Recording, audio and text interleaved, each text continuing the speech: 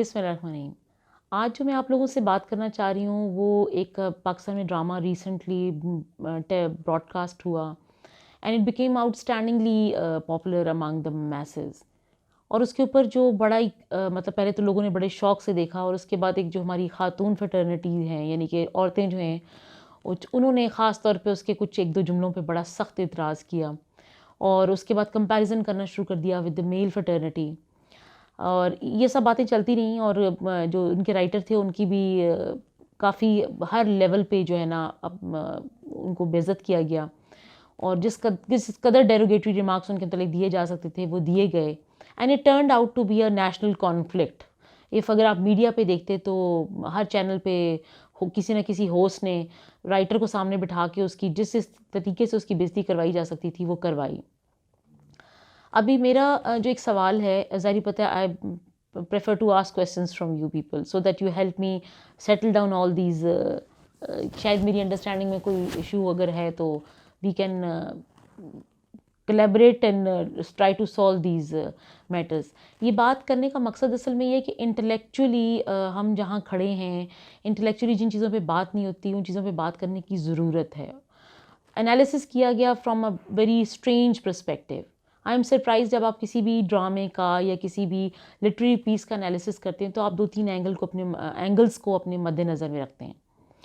सबसे पहली बात आप ये रखते हैं कि मिसाल के तौर पे आप ये देखते हैं कि वो जो ड्रामा है उसका प्लॉट क्या था, फिर उसके बाद उसका थीम एनालिसिस करते हैं, थीम्स के बाद आप उसके कैरेक्टर्स के ऊपर बात करते हैं, कैरेक्टर प्रोफाइल को अंडरस्टैंड करने की कोशिश करते हैं कि हर कैरेक्टर जो है वो किस तरीके से बिहेव कर रहा था, उसकी क्या लेगसिटीज़ थी, उसकी क्या पॉजिटिव साइड्स थी, वो कितना इंट्रोवर्ट था, एक्सट्रोवर्ट था। इन सारे एस्पेक्ट को मद्देनज़र रखने के बाद आप किसी लिटरेरी पीस को क्रिटिसाइज़ करते हैं। And I was literally surprised कि जो क्रिटिसिज्म रेज़ किया गया against Khalilur Rahman Qamar, I don't know him personally and I've never met him in my life so far. But since I've been watching this play and I've been watching this drama and I've been following this since it is being aired again, तो मेरा ये सवाल था कि जिन्होंने criticism rays किया माशाल्लाह से जितने हमारे पढ़े लिखे सहाफ़ी हैं और अपने आप को वो एक आउटस्टैंडिंगली समझते हैं कि जैसे शायद उन्होंने दुनिया फ़तह कर लिया and they are the master of each and everything, उन्होंने जिस एंगल पे इसको क्रिटिसाइज़ किया आई वाज लिटरली सरप्राइज्ड। ना उस प्लॉट के थीम को डिस्कस किया गया, ना इंडिविजुअल कैरेक्टर्स को डिस्कस किया गया, ना ये देखा गया कि एक कैरेक्टर का उस स्टोरी के अंदर जो उसका प्लॉट है उसके अंदर इस कैरेक्टर का क्या इम्पैक्ट आ रहा है। बेस लाइन जो प्लॉट था वो ये था, in a simple words base line plot ये था कि there is a happy married couple और they have a child as well who is probably about to join a school. That means कि मोस्टली वो 3+ बच्चा दिखाया गया, 3+4 की रेंज में वो एज ग्रुप में फॉल करता है वो बच्चा दिखाया गया। And they were happily married and there is no interference from any family member of the जो दानिश है उसकी फैमिली की तरफ से भी कोई इंटरफेरेंस नहीं है और जो उसमें महविश का कैरेक्टर दिखाया उसकी फैमिली की तरफ से भी कोई इंटरफेरेंस नहीं है। The couple is living happily and the only problem that they had was financial issues and that too also they were not of a grave nature। और ये कपल जो है अपनी ज़िंदगी गुजार रहा है and they were happily married and they were married on their own will when they were university students।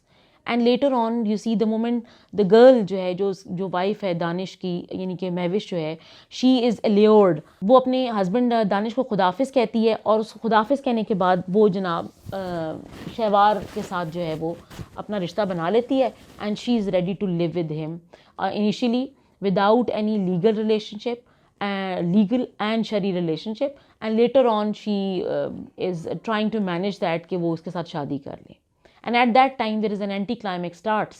जो शहवार की वाइफ है first wife she comes back और वहाँ से एंटी क्लाइमेक्स शुरू होता है और द मैन शहवार मेरा कहने का मतलब है वो महविश को छोड़ देता है और छोड़ने के बाद now this is the time and she realizes that she has been left with nothing. Hania आती है उनके ऊपर हम बाद में बात करेंगे लेकिन ये इसका मेन प्लॉट था, क्लाइमेक्स और एंटी क्लाइमेक्स की तरफ जाती है स्टोरी। इससे आगे बात करते हैं इस थीम क्या होता है, यानी कि आपने किसी भी प्लॉट, किसी भी ड्रामा, किसी भी नॉवेल, किसी भी लिटरेचर के पीस में से आपने एक जिस मॉरल वैल्यू के ऊपर वो चीज़ बेस्ड होती है उसको आप थीम कह सकते हैं। वो गुड भी हो सकता है, बैड भी हो सकता है। थीम क्या है इसमें? कैरेक्ट यानी कि लस्ट है, lust for money, lust for the worldly desire, ये है। और इग्नोरेंस है, इग्नोरेंस किसके पार्ट पे? इग्नोरेंस उसके पार्ट पे है जो मतीन साहब ने जो अपनी ज़िंदगी में किया। And there is a realization of whatever extent Mr. Mateen has played in his life, उसके ऊपर ये बेस्ड है। और उसके बाद इसके अंदर रिवेंज का कहीं एलिमेंट है। तो देखें, महविश जो है, she is ready to quit the relationship, और वो रिलेशनशिप खाली अपना क्विट करने के लिए तैयार नहीं है कि उसका और जो उसके हस्बैंड का रिलेशनशिप है, इसके against what is she gaining? She is gaining the financial benefits only, and she want to move from a lower middle class or a middle class to the higher middle upper class या elite class में move करना चाह रही है। और उसकी basis पे जो traumatic situation she is going to create throughout, यानी कि जो सब सोसाइटी में इर्द गिर्द जो उसके लोग जो उससे कंसर्न है, उनके लिए जो सिचुएशन ट्रोमेटिक कंडीशन वो छोड़ने जा रही है, वो क्या है? हर सन who is at the stage when he is, यानी कि आप चाहेंगे वो बच्चों की वो स्टेज जब वो इमोशंस को फील करते हैं, उस स्टेज पे वो अपने बच्चे को तनो तनहा छोड़ के जाने के लिए तैयार है।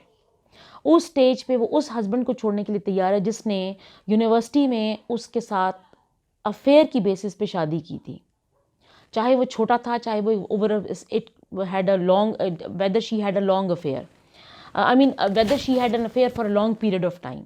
अब सवाल ये पैदा होता है कि क्या हम मोरालिटी के स्टैंडर्ड्स को इतना लो कर लें और इन सब चीज़ों की इजाज़त देते हैं सोसाइटी में, इनके लिए एक्सेप्टेबिलिटी फैक्टर क्यों जनरेट करें?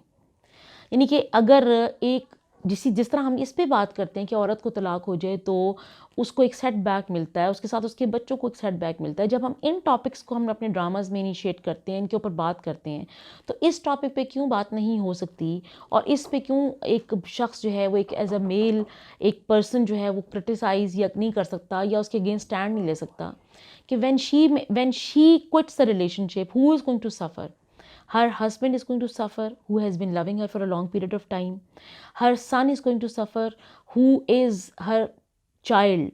यानी कि इन सब, और वो जो पूरा फैमिली का सेटअप है, स्टार्टा है, वो टोटली डिसइंटीग्रेट हो जाएगा। और किस लेवल तक कॉम्प्रोमाइज़ होंगे, यानी कि आप ये देखें कि वो बच्चा जो ग्रो करेगा और किस स्टेजेस के साथ the child has to make compromise. फिर आप ये देखें, in case there comes another wife, ठीक है, if for example Danish marries somebody else, जो कि नहीं होता इसमें, लेकिन if he marries somebody else, तो how the child's life is going to be disrupted in सब बेसिस की बना पे। और फिर ये देखें जो लास्ट सीन है, जब ये दानिश इस तरह का जुमला अटर करता है कि 2 कौड़ी या 2 टगे की, जब वो जुमला ये अटर करता है उससे पहले ही ट्राइज हिज मैक्सिमम कि वो किसी तरीके से उसको रोक ले, उस रिलेशनशिप में रोक ले, और रोकना भी वो कोई, यानी कि उसको कन्विंस करने की डायरेक्टली और इनडायरेक्टली कोशिश कर रहा है। मुझे लिटरली हैरानगी हुई कि बड़े बड़े हमारे एंकर्स ने जो लोगों को बिठा लिया अपने प्रोग्राम्स में, और खलीलुर रहमान कमर की जिस कदर बेइज्जती करवाई जा सकती थी उस कदर बेइज्जती उनकी करवाई गई। सवाल ये नहीं है, I don't support whatever language Khalilur Rahman Kamar used for anybody, whether somebody is a good or bad person, वो मैं उसको सपोर्ट नहीं कर रही, लेकिन जिन चीज़ों पे सवाल रेज़ किए गए, और जिस तरीके से for example he is a writer, he has, जो राइटर होते हैं उनके पास काफ़ी हद तक लिबर्टी होती है, और पोइट्स के पास भी काफ़ी हद तक लिबर्टी होती है। He has picked up a topic from the society and he has portrayed another side. So far we have been looking at the dramas from different angle, the way women suffer. He has picked up a drama, और he has picked up a topic in which we find out कि किस तरह एक man सफ़र करता है और किस तरह एक बच्चा सफ़र करता है in a society if a mother quits that relationship. तो ये बड़ा पर्टिनेंट क्वेश्चन था and we must be conscious about it. As a society हमारे रिएक्शंस जो है ना वो बहुत ही एब्जर्ड होने शुरू हो गए हैं। क्यों? क्योंकि इसमें बहुत, जो मैं ये समझती हूँ कि क्यों ऐसा हो रहा है कि हमारे यहाँ एक हेल्दी डिबेट का आगाज़ नहीं होता। हमारे यहाँ डिबेट जो है जहाँ इनिशिएट होती है, अव्वल तो बहुत से प्रोग्राम्स में डिबेट इनिशिएट ही नहीं होती। स्कूल्स कॉलेजेस में क्रिटिकल थिंकिंग, यानी कि कहा तो जाता है कि क्रिटिकल थिंकिंग है, लेकिन critical thinking in that particular term generate नहीं होती बिकॉज ऑफ द सिलेबसेस और टाइम जो एलोकेट होते हैं उनमें वो चीज़ें मैनेज नहीं हो रही होती। ठीक है, और या मैनेज करना मुश्किल होती हैं। लेकिन आप ये देखें कि सोसाइटी के और कौन से फोरम्स हैं जहाँ ये डिबेट्स होनी चाहिए, और जहाँ होती हैं वो हमारा माशाल्लाह से हमारी सहाफ़ी हज़रात जो हैं वो डिफरेंट टीवी प्रोग्राम के एंकर्स इन टॉपिक्स को इनिशिएट करते हैं। और वहाँ मज़े की बात है कि they become a party to all that is to be declared as secular. वो उसकी सेकुलर आइडियोलॉजी की पार्टी बन जाते हैं, और उसके बाद वो ना आओ देखते हैं ना ताओ देखते हैं, तोड़ हमले करते हैं वो। और उन ताबड़तोड़ हमलों में वो जो सेन आर्ग्यूमेंट है उसको सबमर्ज करना शुरू कर देते हैं। और इस तरह हम अपने यूथ की ट्रेनिंग कर रहे हैं, अपनी सोसाइटी की ट्रेनिंग कर रहे हैं। देखें, हर चीज़ की ट्रेनिंग जो है वो इंस्टीट्यूशंस में नहीं होगी। आपका अब मीडिया इतना सुपर यानी कि पावर बन के एग्जिबिट कर रहा है अपने आप को, बिकॉज ये इट्स नॉट ओनली मीडिया जो हम चैनल्स पे देख रहे हैं, ये सब कुछ वहाँ से निकल कर आपके यूट्यूब्स पे आ रहा है, आपके फेसबुक पे आ रहा है, छोटी छोटी वीडियोज़ आ रही हैं, बड़ी वीडियोज़ आ रही हैं। तो हेल्दी डिबेट तो कहीं इनिशिएट ही नहीं हो रही। जिन टॉपिक्स को सेंसिबली और जो सेंसिटिव टॉपिक्स हैं जिनको सेंसिबली लेके चलना चाहिए, उन पे बात सही तरीके से की ही नहीं जा रही।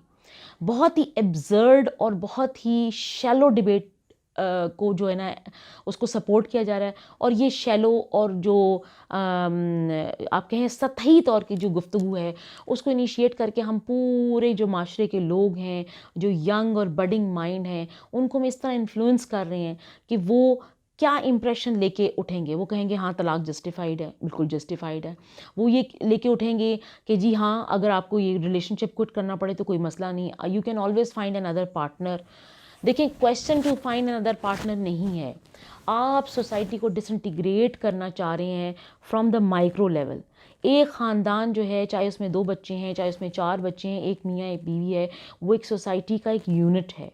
और यही सब यूनिट मिलके एक सोसाइटी का फैब्रिक फॉर्म करते हैं। और इस फैब्रिक के अंदर डिसइंटीग्रेशन शुरू की हुई है आपने फ्रॉम द माइक्रो लेवल। क्यों? क्योंकि आपने बजाय ये कि अच्छी वैल्यूज़ को प्रमोट करने के और रॉन्ग को रॉन्ग कहने के और सही को सही कहने के, आप रॉन्ग साइड पे खड़े होकर रॉन्ग को सही पोर्ट्रे कर रहे हैं। तो ये प्लीज़ मेरा ये यानी कि रिक्वेस्ट है to all the people who are listening or watching, that there must be a healthy debate generated about all these things।